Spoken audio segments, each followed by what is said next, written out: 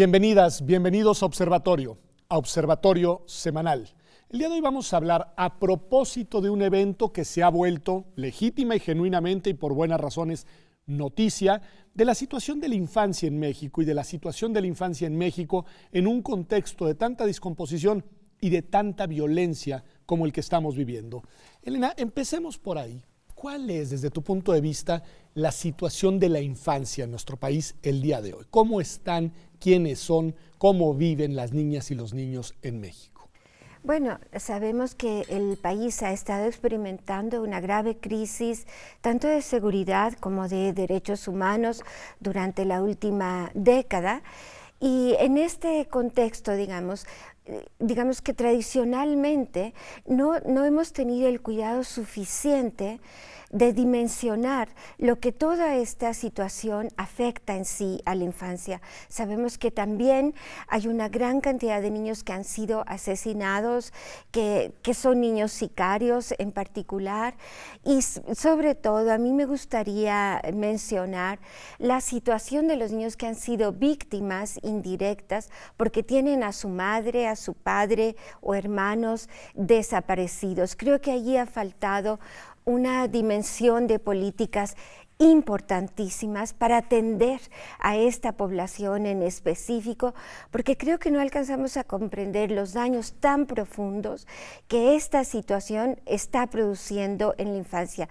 Y yo inscribiría en este contexto la situación específica de la que se hablará hoy, y seguramente mis colegas tengan mucho más que decir sobre la situación de estos niños que fueron armados en Guerrero. Pero yo lo veo como parte de este contexto de no dimensionar, no atender, no canalizar todas las medidas políticas que se requieren para dar una atención específica a la infancia. Yo en concreto trabajé con niños sicarios, los he escuchado y sí, claro que los veo como el resultado de ese abandono de políticas. Cuando hay padres que no tienen una situación, no es que ellos quieran descuidarlos, pero están en tal situación de que trabajan por muchas horas, reciben salarios muy bajos, el nivel educativo y la calidad de la educación hace que los niños deserten de la escuela, en fin, toda una problemática que crece y que, dado en contextos donde hay crimen organizado, es fácil que estos niños sean reclutados y sean captados. Entonces, esa atención a la infancia debe ser prioritaria. Me parece muy buen enfoque de apertura. Liana, contarnos, y hace alusión Elena, al evento concreto que, digamos, detona esta reflexión, este tema en Chilalpa de Álvarez, ¿no?, en Guerrero. A ver, ¿cuál es, digamos, el evento, pero también, obviamente, tu interpretación sobre el mismo? Elena muy bien puso el acento en la situación estructural de violencia que vive la infancia. Y a mí me gustaría poner el acento en dos cuestiones, en particular en Guerrero. Antes de hablar del evento detonante que fue el 17 de enero, que tuvimos noticia que horas antes habían sido encontrados los cuerpos calcinados, o sea, fue una masacre, porque además había habido mutilación por parte de estos músicos que venían de dar una función de la agrupación Sensación, pero me gustaría poner el acento en la violencia estructural en la que ha estado sumida Guerrero hace bastantes años, por lo menos desde la década del 70, y después en estos dos aspectos, en esto y luego en el acoso y la criminalización que han sufrido las policías comunitarias, en particular esa que tiene pues una raíz comunitaria y una raíz asamblearia, de la cual se derivan, que eran miembros, algunos de estos músicos de la CRAC, en este caso Pueblos Fundadores, que tiene su antecedente en la CRAC-PC, la Coordinadora Regional de Autoridades Comunitarias, Policía Comunitaria de la Costa Chica y Montaña. Cuando me refiero a la situación de violencia estructural, ¿qué significa violencia estructural? Pues significan condiciones naturalizadas que hacen parte de la vida cotidiana y de la vida estructural de las personas, de hombres y mujeres. Eso por un lado, en términos materiales, en términos económicos, en términos de accesos de derechos básicos, hay una marginalidad en la cual Guerrero ha tenido pues ha estado desde hace tiempo en el triángulo de la pobreza del país, junto a Oaxaca y a Chiapas. Esto se recrudece, como bien dices tú, con una cantidad de violencias que se cruzan, la violencia de la contrainsurgencia que comenzó en la etapa, pues en la década del 70 y se prolonga hasta inicios del 80, donde pues el alzamiento de grupos guerrilleros desata la contrainsurgencia como política de Estado y, digamos, desde entonces hay una creciente, hay una naturalización, hay una costumbre, o no es una costumbre, porque la palabra costumbre tiene ahí otro significado importante para los pueblos originarios, pero quiero decir que socialmente hay un acondicionamiento, ¿no? Hay una normalización de la necesidad de reaccionar. Eso por un lado. Además estamos hablando del racismo y todo, que mi maestra y mi amiga y mi compañera Tere podrá explicar también mucho mejor. Y por el otro lado, el acoso que ha estado recibiendo los grupos de policías comunitarias, en particular la CRAC PC y la CRAC Pueblos Fundadores, donde a partir de 2013 que asistimos a una emergencia de estos grupos de autodefensa que son diferentes que las policías comunitarias, tienen toda una disputa y una tergiversación por parte de la opinión pública, por parte de los medios, porque disputan la seguridad y disputan el monopolio de la justicia en el Estado, organizada ciudadanamente y por pueblos indígenas. A ver, explícanos y cuéntanos un poco en esta pieza en la que nos deja Liliana muy bien, no solamente qué son policías comunitarias, qué son las autodefensas, en qué se distinguen y bueno, y cómo explicar su surgimiento, pero también su consolidación y su evolución en los últimos años, María Teresa. Bueno, pues yo creo que lo que señala Liliana, ¿no? Este contexto de violencia estructural que lleva años, ¿no? Y esta falta de Estado de Derecho, ¿no? de garantías para la vida de esta población en Guerrero y muy especialmente en estas regiones indígenas. Digamos, estamos hablando de una zona que es de la montaña de Guerrero, pero también la costa y la parte ahora centro, en donde la violencia llegó a tales extremos, ¿no? Con esa historia que nos platica de la guerra sucia, que estas organizaciones, estos pueblos tuvieron que organizarse, ¿no? Y tomar las armas, pero en una perspectiva integral de seguridad y de justicia. Son comunidades indígenas, hay que decir, ¿no? Digamos, estas primeras policías comunitarias que emergieron en el año 1995, que además es una convergencia, también hay que decir, de organizaciones de productivas, del café, de indígenas, de autoridad, pero sobre todo de autoridades comunitarias que se organizan para atender este tema de la violencia, la inseguridad y la impunidad, pues que atraviesa esta región. Hay que decir que además Guerrero es una zona con una violencia política muy grande, ¿no? Con presencia de caciques arraigados políticamente y efectivamente con una situación de vulnerabilidad y de exclusión de poblaciones indígenas. Entonces, bueno, en 95 emerge la Policía Comunitaria, la Coordinadora Regional de Autoridades Comunitarias en San Luis Acatlán y se extiende de una forma muy legítima, apoyada por comunidades, en este modelo que estaba planteando Liliana, de organización desde las asambleas, que controlan a sus autoridades.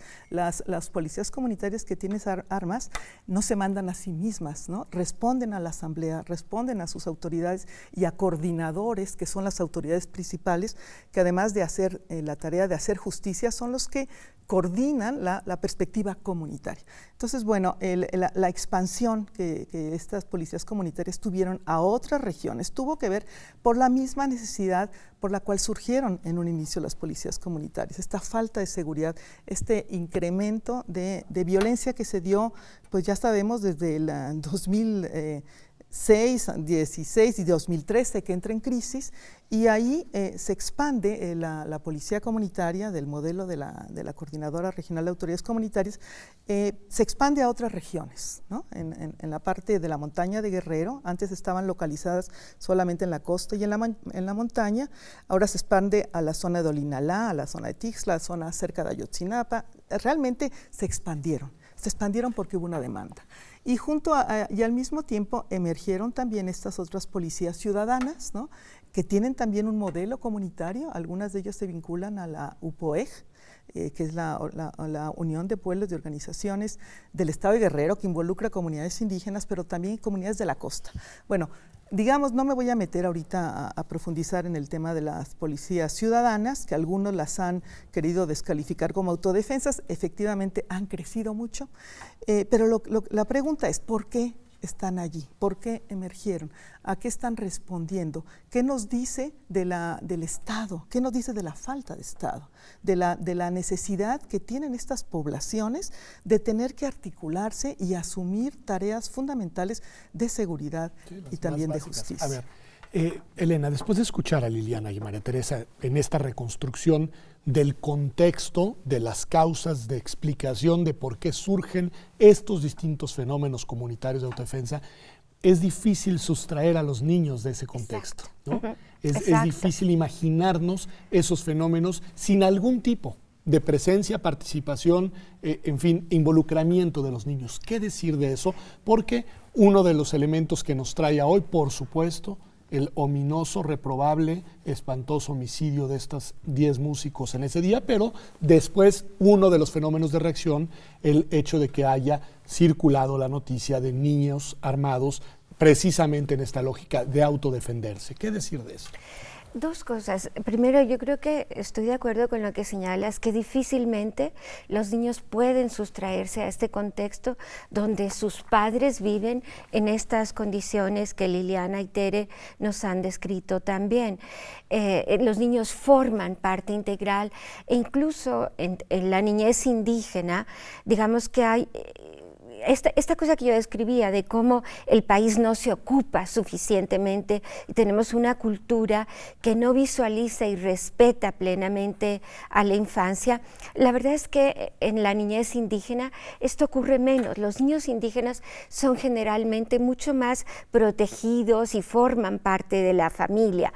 Pero tengo entendido, y me desmentirán mis compañeras, que en particular este hecho de que los niños fueron armados, me parece, según tuve entendido por parte de gente que está cerca del contexto, fue más como un deseo de llamar la atención, en cierto modo, una utilización política para una causa más que legítima, pero en cierto sentido fue utilizar a estos niños para hacer un grito, de un llamado, de una situación en que están invadidos por grupos delictivos y con una falta de autoridades, de Estado, de protección. Creo que se inscribe dentro de un contexto así. En cualquier caso, yo lo que reiteraría es esta necesidad de que tengamos un país que sea consciente de la importancia de colocar en primer lugar y siempre a los niños. No, eso me parece muy importante, pero también, me parece nodal para el futuro del país y para el presente de los niños, pero me gusta mucho esta reflexión y te la pregunto, Liliana, de cuál es, digamos, el grado y nivel de participación de los niños dentro de la lógica de una comunidad, que eso me parece que es interesante. Nosotros tenemos, estoy generalizando en el nosotros, pero una manera de visualizar las relaciones a veces mucho más individualizadas, déjame decirlo así. En la lógica comunitaria, por lo que he podido aprender, que no es mucho, todos los miembros, incluyendo los niños, juegan un rol al interno de la comunidad. Bueno, también hay que decir que a mí me gusta siempre poner la distinción en que aunque podemos encontrar aspectos comunes entre pueblos, pues también hay diferencias, pueblo, ¿no? Claro, o sea, los pueblos también tienen, no podemos hablar de los pueblos indígenas porque son bien distintos, incluso al mismo interior del estado de Guerrero y los de la zona de montaña baja, pero bueno, en general, creo que algunos de los aspectos que, como bien dices, tienen que ver con una con una inserción que es de esto que las feministas comunitarias han llamado la persona comunitaria. O sea, el sujeto individual pensado desde nuestra concepción más urbana, más pues sí, permeada por otra forma de cultura, por otras prácticas occidentales urbanas, pues nos hace pensar en el individuo mucho más fragmentariamente. Y allá no solamente es que los niños, sino que las personas tienen, todos los miembros de la comunidad, tienen una relación íntimamente mucho más atravesada en todo lo que hacen por la comunidad, por la autoridad de la comunidad. ¿En qué participan los niños? Otra cosa que hay que decir también es que probablemente muchas de las capacidades o de las habilidades que por la atomización, por la crianza solos, no vivimos como personas o nosotros mismos hemos vivido en nuestras infancias urbanas, es bien distinto que allá. Es muy posible que tan pronto tiene ciertas fuercitas, se le van dando responsabilidades que hacer, ¿no? Ir a dar de comer a los animales. Yo he acompañado a algunas chiquitas que tenían, pues no sé, 8, 9 años, 10 años a lo mucho, subiendo y bajando los cerros, persiguiendo al ganado, arreándolos ya, en un contexto, o sea, esta imagen para nosotros, muchas veces atravesar la calle de un niño o que se vaya y regrese solo a la escuela, es algo que no concebimos, y con la crisis de seguridad que hemos atestiguado en los últimos 12 años, pues mucho menos. Entonces tienen una vida mucho más en contacto, obviamente, con el medio, es del que hacen parte, con los animales, se van solos a la escuela, regresan, a veces tienen que caminar pues media hora, 1 hora, y van y vuelven solos, y si les toca ayudar también a las labores del campo, van y ayudan, tan pronto las fuerzas les van dando para eso, ¿no? Y también participan, por supuesto, en algunas de las fiestas, cargando, algunos haciendo parte de las labores de carga, de las cosas que pueden que permitirles sus fuerzas. Vamos un corte y volvemos. Le voy a preguntar a María Teresa cómo anclar esta pinza de las dos dimensiones, que me parece muy importante, porque visto desde la perspectiva de la lógica comunitaria, me parece que lo que Elena y Liliana nos han dicho hasta ahorita problematiza, déjame decirlo así, problematiza de una manera distinta las interpretaciones que le hemos dado nosotros a lo que hemos visto en el caso concreto de los niños armados. Ya regresamos aquí a Observatorio Semanal. Quédese con nosotros, que el tema es en todos los sentidos de la máxima relevancia. Ya volvemos.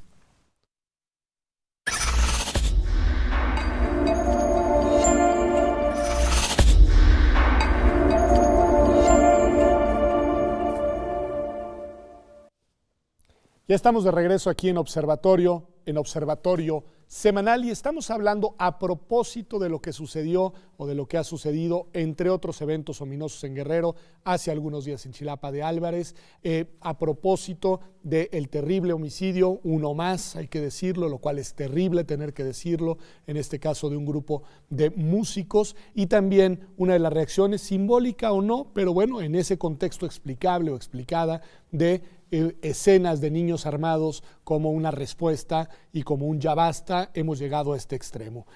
Con esto, María Teresa, con los elementos que nos han dado hasta ahora, ¿cuál es tu interpretación? ¿Cómo debemos leer? ¿Cómo debemos de hacer un esfuerzo intelectual para intentar comprender lo que esas imágenes nos dicen? Bueno, yo creo que hay dos cosas aquí fundamentales. Una es este tema de la violencia estructural, es decir, los niños, ¿no?, y sus familias, y más en estos contextos de lugares que viven en situaciones de vulnerabilidades múltiples, de marginación, y con pueblos indígenas, que yo quiero llevarlo ahí, pues ellos son parte de eso, no los puedes aislar, ¿no? Y si los padres están viviendo estas agresiones, estas situaciones de marginación, obviamente ellos viven esto, no podemos tener esta imagen, esta idea de que claro, uno dice hay principios, hay un derecho internacional, que la infancia, que los niños no pueden trabajar, que los niños no pueden hacer esto hasta en ciertos contextos. Pues sí, pero hay que ubicar este marco de derechos en los contextos particulares en donde están viviendo los niños. Y por un lado, bueno, estas comunidades efectivamente, en el caso concreto de la referencia de la que estamos hablando, como es el caso de Chilapa, pues viven situaciones tremendas de drama. Yo solamente quería, retomando también lo que decía Liliana, ¿no? En esta perspectiva que tenemos que quitarnos la idea, nada más nuestra visión urbana occidental de lo que son los niños y la niñez y cómo las protegemos, y obviamente también son niños ahí, y también hay que decir que son los tesoros de la comunidad. En las comunidades en donde yo he estado, los niños son fundamentales, con todo lo que dice Liliana y la manera en cómo ellos los cuidan, cómo los tratan en la escuela. O sea, yo tengo experiencias muy interesantes que tienen que ver con esto. Eso es muy importante también para no crear la imagen de que entonces, como estos niños están tomando las armas y entonces los están poniendo en la situación de riesgo, y eso es la responsabilidad, es una situación irresponsable de padres y autoridades que lo permiten. La otra cosa que también es importante decir, que en las policías comunitarias, ¿no? de la CRAC-PC, de estos sistemas de seguridad comunitaria, y también en las otras policías ciudadanas, no están los niños. Es decir, no es esto la práctica que los niños sean parte de las policías comunitarias. Los niños participan en las asambleas porque van con los padres, van a los aniversarios, saben lo que son las policías y los ven sin miedo, sin temor, porque las policías comunitarias los protegen, son parte de la comunidad. Entonces, en el caso concreto de Chilapa, como también lo decía Elena, es un llamado de atención.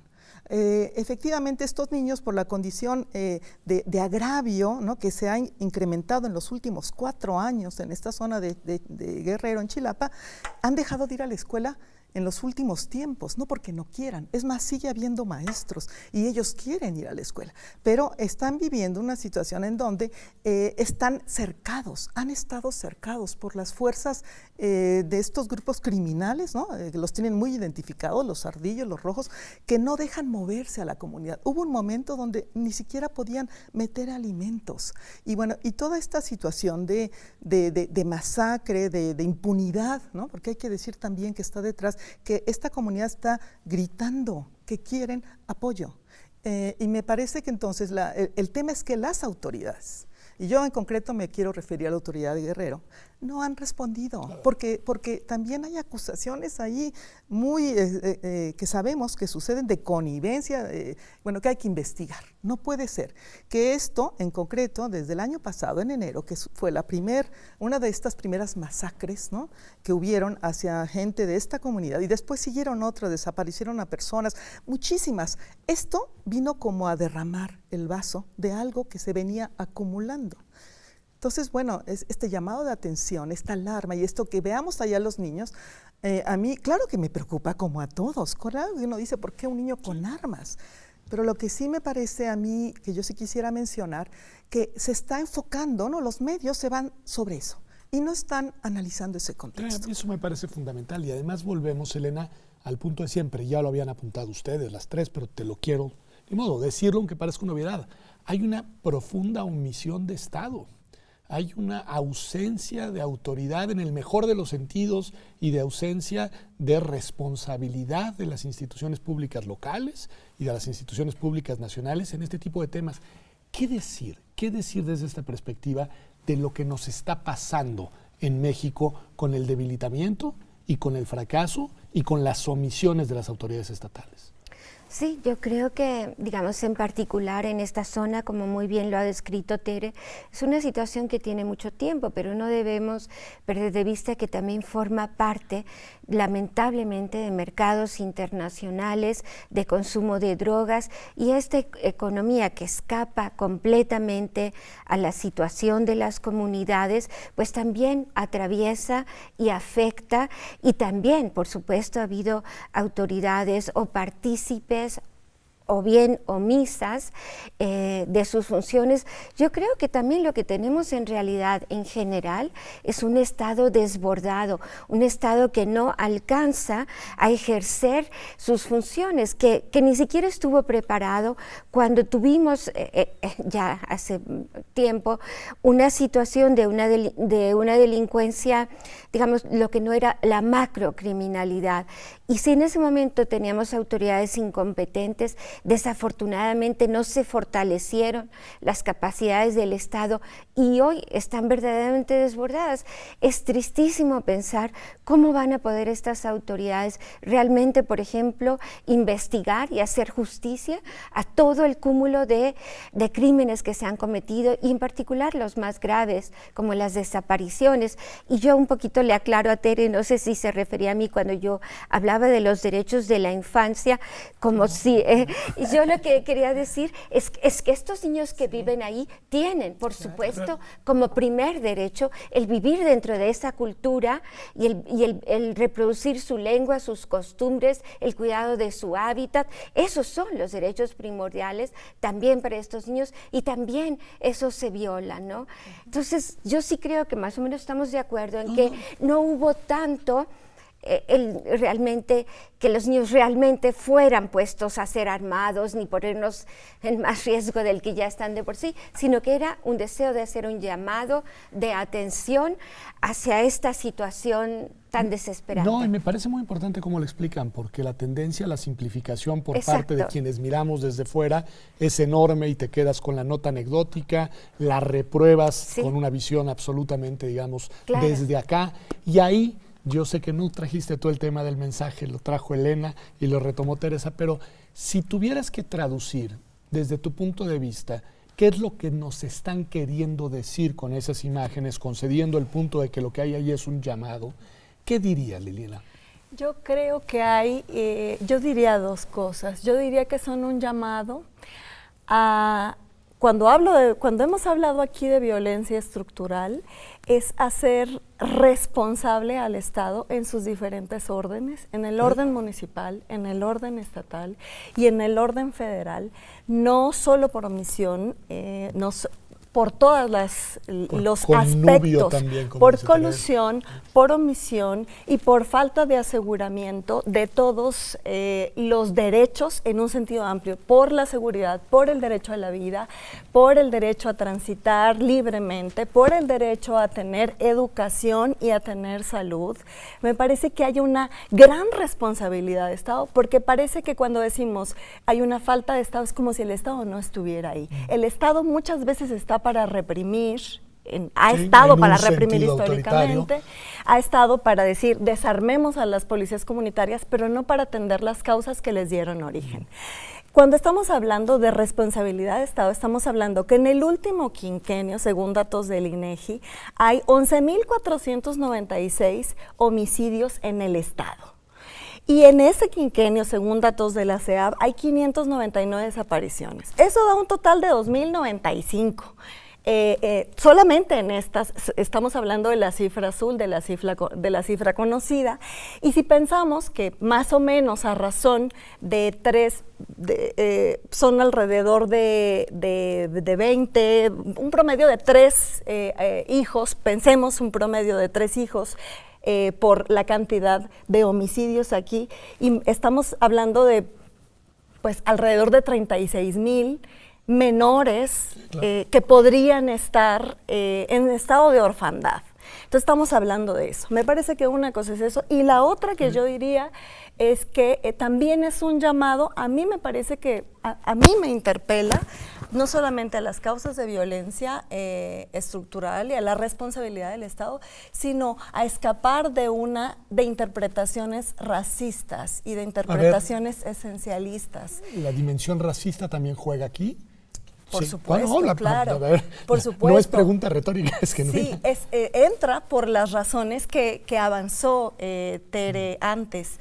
En esta lógica de los derechos tienen que ser interpretados en su contexto y para ser mejores derechos, para ser derechos que no reproduzcan desigualdades, tienen que estar interpretados no solamente en su contexto, sino y parte de su contexto dentro de la cultura. Y eso supone, porque muchas veces vemos la nota y lo que se tiende a pensar es muchos de estos prejuicios racistas que son salvajes y que, claro, primero armados y que torturan y que a lo mejor queman y que linchan. Muchas de esas ideas que son reproducidas en el imaginario por ciertos medios y por ciertas recepciones por parte de quienes no conocen esos contextos y entonces son salvajes y no es así. Y te van además prefigurando toda una interpretación colectiva y social, claro, que se traduce también después en acciones jurídicas y políticas y que van construyendo una legitimidad de acción. No tengo la menor duda, estoy de acuerdo además contigo, Elena, y luego María Teresa, y se nos va a acabar el problema, pero el programa, no el problema. Ojalá. Mi pregunta tiene que ver con que los niños dejan de serlo con el paso del tiempo. Los niños que empezaron viviendo las primeras crisis de terrible violencia en estas comunidades y en general en el país, hoy empiezan a ser adultos. ¿Qué sociedad estamos construyendo, Elena?